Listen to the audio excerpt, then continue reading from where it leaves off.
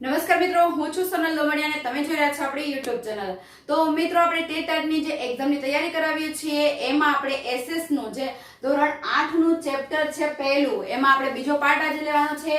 પાઠનું નામ છે ભારતમાં યુરોપિયનો અને અંગ્રેજી શાસનની સ્થાપના।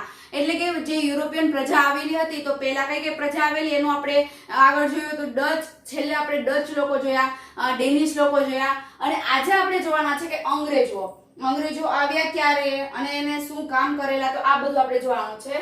તો પહેલા આપણે જોઈએ ઈસવીસન 1600 માં ઈસ્ટ ઇન્ડિયા કંપનીની સ્થાપના કરવામાં આવી।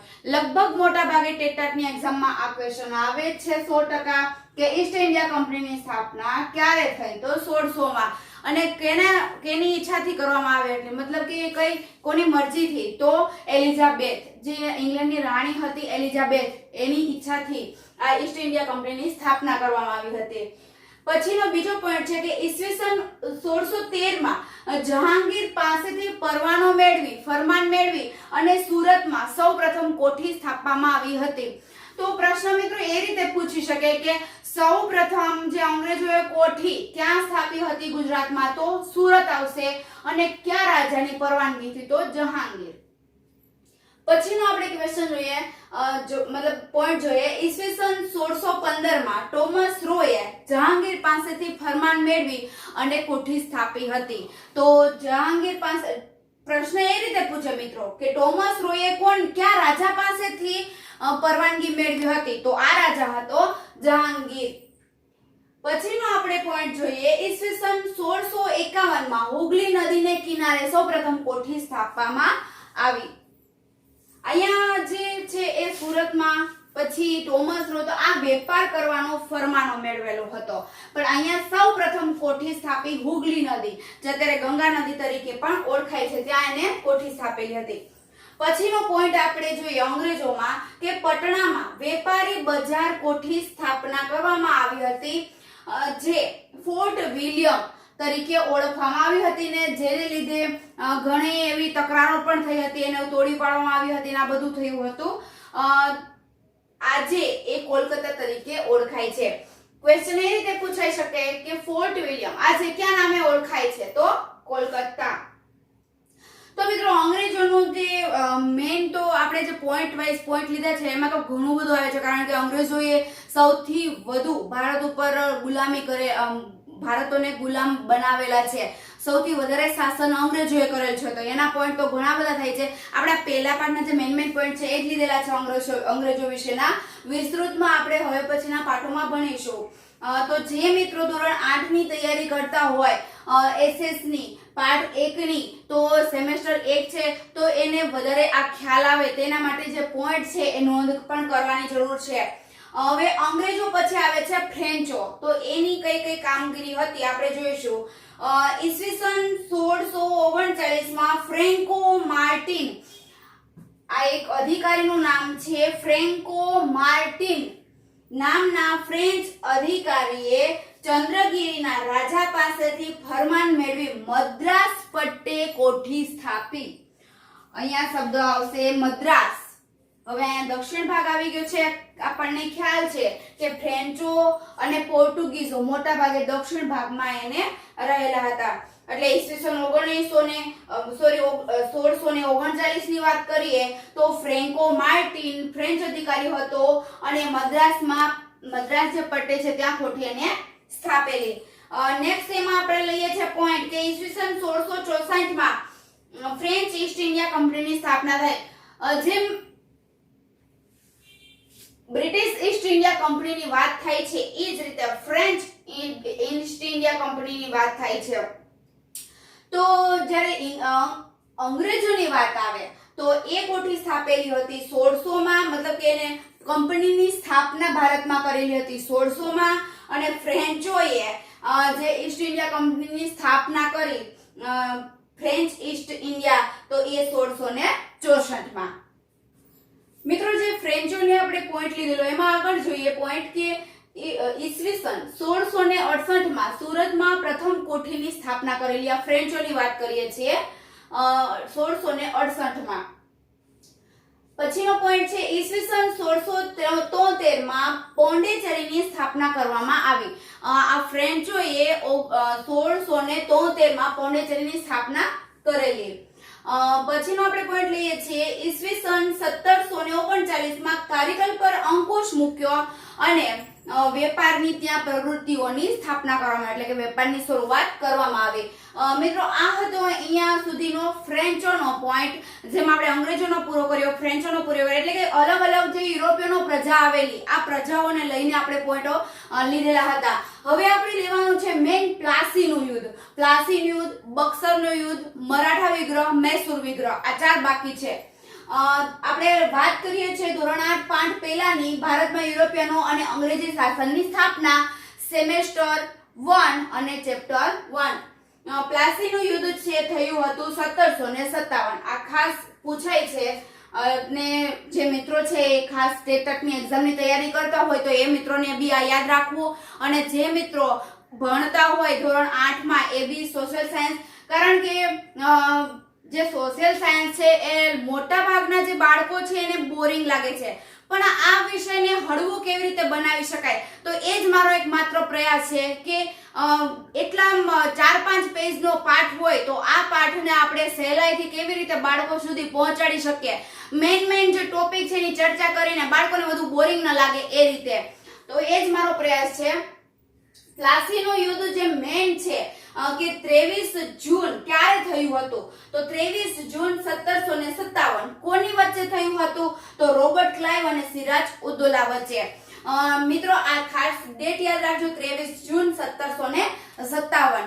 હવે મિત્રો આ જે યુદ્ધ છે એમાં છે અંગ્રેજોની જીત થઈ હતી રોબર્ટ ક્લાઇવની અને સિરાજ ઉદ્દૌલાની હાર થઈ હતી. એનું કારણ મીર જાફર હતો, જે સિરાજ ઉદ્દૌલાનો સેનાપતિ હતો. એની જે રોબર્ટ ક્લાઇવની કૂટનીતિને કારણે મીર જાફર છે ફસાઈ ગયો અને ફસાઈને લાલચમાં આવીને સિરાજ ઉદ્દૌલા સાથે દગો કર્યો. દગો કરીને એને જે મેઇન ગેટ હતો એ ખોલી દીધો હતો. એટલે સિરાજ ઉદ્દૌલાના જે સૈનિકો છે, કારણ કે ત્યારે સૈનિકો સિરાજ ઉદ્દૌલાના વધારે હતા, જો ધારતને આ જો કોઈ આવી રીતે ફૂટત નહીં, મતલબ કે કોઈ દગો ન દેત ને તો અંગ્રેજોની ત્યારે હાર થવાની હતી. પરંતુ એક દગાને લીધે, જે મીર જાફર સેનાપતિ હતો, એક દગાને લીધે અહીંયા પ્લાસીની યુદ્ધ થઈ. પ્લાસીનું જે યુદ્ધ છે એમાં અંગ્રેજોની જીત થઈ અને સિરાજ ઉદ્દૌલાની હાર થઈ. એ પછી મીર જાફરને નવાબ બનાવવામાં આવેલો અને મીર જાફર પછી એ થોડો સીધો ન ચાલ્યો, એને થોડી લાલચ જાગી એટલે મીર કાસિમને બનાવેલો અને મીર કાસિમ પાછો વ્યવસ્થિત ન ચાલ્યો એટલે ફરીથી મીર જાફરને બનાવેલો. એટલે આ રીતે એનું જે રોલ છે એ ચાલ્યો આવે છે. મેઇન જે વાત આપણે કરીએ કે દગાખોરીને લીધે જ ભારતમાં આ જે પ્રજાઓ છે અલગ અલગ એ આવીને ટકી ગયેલી, પણ જો ભારતના લોકો એક થઈને રહ્યા હોત તો આપણે ગુલામી જોવી ના પડત. આ હારને લીધે 24 પરગણા વિસ્તારની જામીનગીરી છે એ અંગ્રેજોને મળી ગઈ. મિત્રો આ એક ખૂબ જ દુઃખ આપે એવી વાત છે કે કોઈ એક વ્યક્તિના દગાને લીધે પૂરેપૂરું રાજ્ય છે ઉજ્જડ બની જતું. પછી આપણે વાત કરીએ છીએ બક્સરનું યુદ્ધ. સૌથી મોટું શર્મનાક જે યુદ્ધ કહેવાય, એની હાર કહેવાય, જે એવા તાકાતવર રાજાઓ હતા, 3 રાજા મળીને આ યુદ્ધ કરેલું હતું, પણ છતાં 1764 જ્યારે આ યુદ્ધ થયું ત્યારે અંગ્રેજોની જીત ફરીથી થઈ. આ યુદ્ધથી અંગ્રેજોને હવે જીતી તો ગયા અંગ્રેજો, જ્યારે જીત થાય છે 3 રાજાઓ સાથે યુદ્ધ થયું અને 3 રાજાઓ હારી ગયા તો 3 રાજાઓ પાસેથી કંઈક ને કંઈક મેળવેલું. અંગ્રેજોએ આ મેળવેલું એટલે જે આપણે એમ કહે ભારત એક સોને કી ચીડિયા થી, તો આ સોને કી ચીડિયા છે શબ્દ જ હટી ગયો અને ભારત છે એની સ્થિતિ ખૂબ જ ખરાબ થઈ ગઈ. આ યુદ્ધથી અંગ્રેજોને બિહાર, બંગાળ અને ઓરિસ્સાની દીવાની સત્તા મળી. મિત્રો દીવાની સત્તા એટલે કે જે બધા હકો છે અંગ્રેજોને મળ્યા. બિહાર, બંગાળ અને ઓરિસ્સામાં કેટલો કર વસૂલ કરવો, જમીન ઉપર કેટલો કર રાખવો, જમીનમાં કયો પાક લેવો, એ પાકને કેટલા પૈસામાં વેચવો, આ તમામ જે સત્તા છે અંગ્રેજોના હાથમાં આવી ગઈ.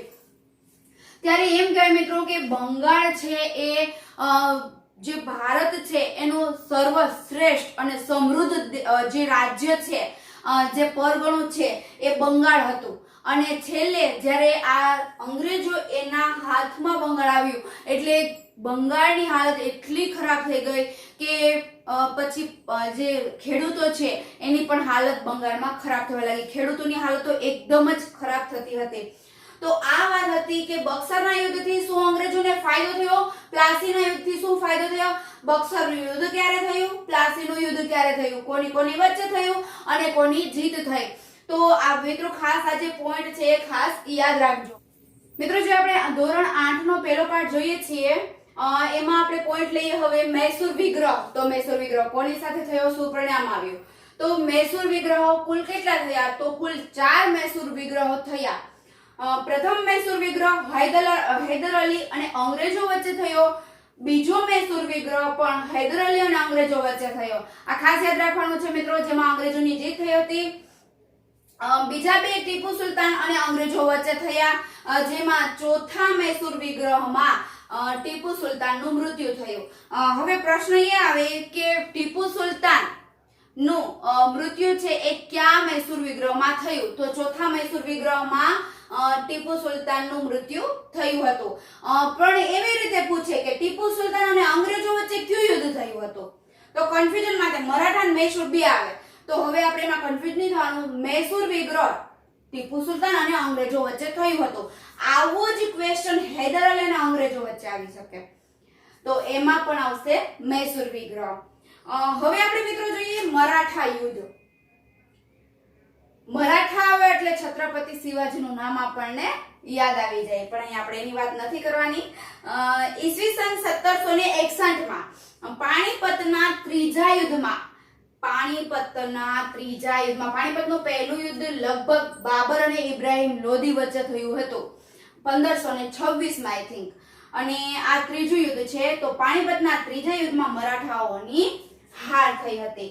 હવે પાણીપતનું જે ત્રીજું યુદ્ધ છે, જે મેદાન છે એ મેદાનનું નામ જ પાણીપત છે, એટલે પાણીપતના મેદાન ઉપર લડાયેલું એટલે એને પાણીપતનું યુદ્ધ કહેવામાં આવે છે. જેમ પહેલું યુદ્ધ છે પાણીપતનું એ બાબર અને ઇબ્રાહિમ લોધી વચ્ચે થયું હતું, જેમાં બાબરની જીત થઈ હતી, જ્યાંથી મુઘલ જે સલ્તનત ચાલુ થઈ ગઈ હતી. અને આ મરાઠાઓમાં 1761 માં પાણીપતના ત્રીજા યુદ્ધમાં મરાઠાઓની હાર થઈ હતી. મિત્રો જે શોર્ટકટ આપણે જે રીતે પાઠ પાકો કરવાનું કરીએ છીએ એ જ રીતે આ પોઈન્ટ છે. તો જે મેઇન પોઈન્ટ છે મેં લીધેલા છે. જો તમારે વ્યવસ્થિત પાકું કરવું હોય તો આ પોઈન્ટ છે એ તમે પોઈન્ટ બધા નોટબુકમાં લખવાનું ચૂકતા નહીં. અને હા મિત્રો, આજે આપણે પાઠ લીધેલો હતો ધોરણ 8 નો જે પાઠ પહેલો છે ભારતમાં યુરોપિયનો અને અંગ્રેજી શાસનની સ્થાપના, એ અહીંયા પૂરો થાય છે.